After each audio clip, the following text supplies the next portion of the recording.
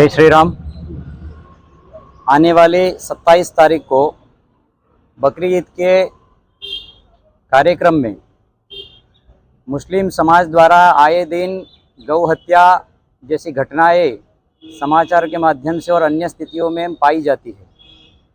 तो हिंदू समाज की ओर से विश्व हिंदू परिषद, बजरंग दल और अन्य हिंदू संगठनों के माध्यम से आज के इस कार्यक्रम का उद्देश्य कलेक्टर श्री को एक आवेदन ज्ञापन देना है और उस माध्यम से ये सुनिश्चित करने की बात कहने की है कि जिस प्रकार से हिंदू धर्म के आस्था का केंद्र गौ माता है, भले ही वो क्यों ना रास्तों पे इस प्रकार की दिखाई देती हो, लेकिन कहीं ना कहीं माता का जो भाव है वो कहीं कम नहीं हो रहा है।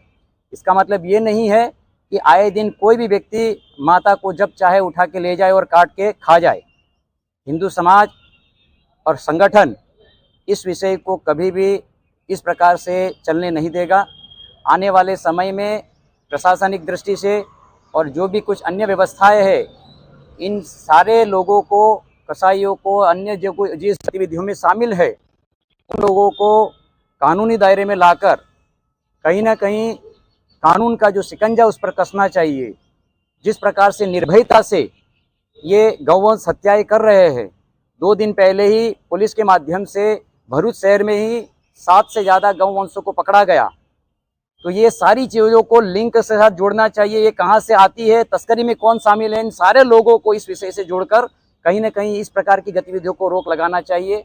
और आने वाले समय में अगर इस प्रकार की स्थितियों में रोक नहीं लगती है तो हिंदू समाज और संगठन अपनी तरीके से कहीं ना कहीं इस प्रतिक्रिया को अंजाम देगा। अस्तु। भारत माता की जय। वंदे मातरम।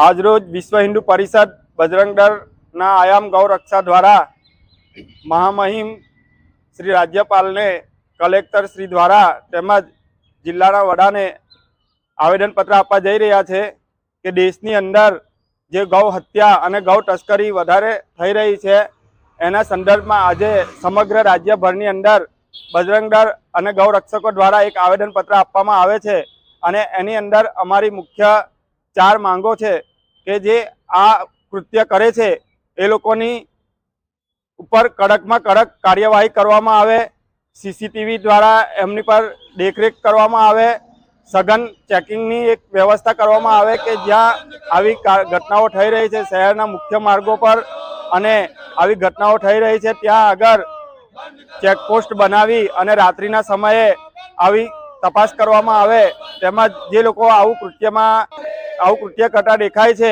એમની પર પાસાની કલમો લગાવી અને એમની પર કાર્યવાહી કરવામાં આવે। આ સંદર્ભની અંદર આજે વિશ્વ હિન્દુ પરિષદ અને બજરંગ દળ